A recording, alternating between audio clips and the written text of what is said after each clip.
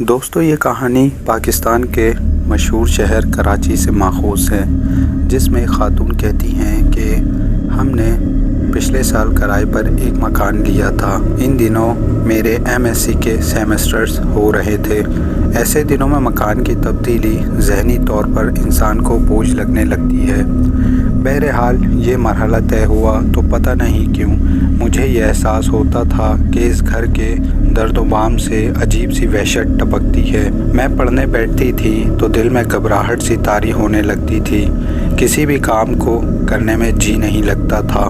ایک روز میں نے کھانے کے دوران اسی بات کا ذکر ابو سے کیا تو پتہ چلا سب کا یہی حال ہے۔ ابو نے کہا کہ صبح اٹھ کر روزانہ قرآن کی تلاوت زور زور سے کیا کرو۔ سورہ ناس اور سورہ فلق پڑھ کر چاروں کونوں میں پھونکنے سے انسان بلاؤں سے محفوظ ہو جاتا ہے۔ وہ کہتی ہے کہ ہم نے اس پر عمل شروع کر دیا۔ 15-20 دن تک یہ عمل ہم سب باقاعدگی سے کرتے رہے۔ کسی حد تک دل کو سکون ضرور ملا تھا، مگر گھر کے وحشت زدہ ماحول میں کوئی تبدیلی دکھائی نہیں دے رہی تھی۔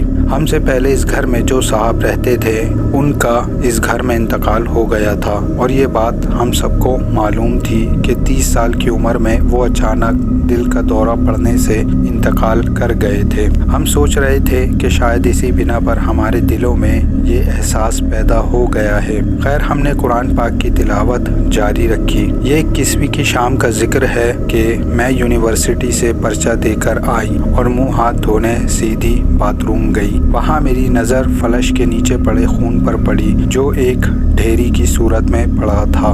غیر ارادی طور پر میری چیخ نکل گئی۔ امی کو جا کر بتایا تو وہ میرے ساتھ اندر آئی۔ فلش کی ٹنکی کے نیچے خون دیکھ کر امی اور میں گھبرا گئے۔ یوں بھی گھر میں ہم 3 ہی افراد تھے۔ ابو دفتر سے لوٹے نہیں تھے۔ ہم لوگ ڈر گئے۔ ایسا لگ رہا تھا کہ کسی نے دانستہ یہ خون یہاں ڈالا ہے۔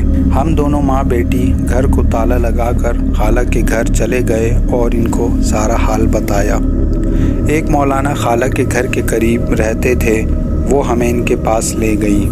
ہم نے انہیں جب سارا حال بتایا تو کہنے لگے آپ کے گھر میں چھپکلیاں زیادہ ہیں، ان کی وجہ سے ایسا ہو رہا ہے۔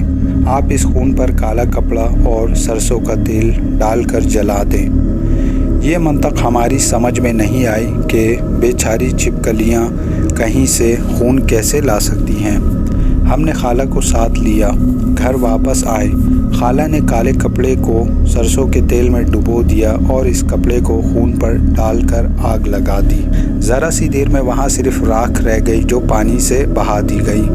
ابو کے آنے تک خالہ ہمارے ساتھ رہیں۔ ابو نے اپنے طور پر ہمارا ڈر نکالنے کی کوشش کی، مگر مجھے باتھ روم جاتے ہوئے بہت ڈر لگنے لگا تھا۔ باتھ روم کمرے سے جڑا ہوا تھا، اس لیے ہاتھ منہ دھونے کے لیے استعمال ہوتا تھا۔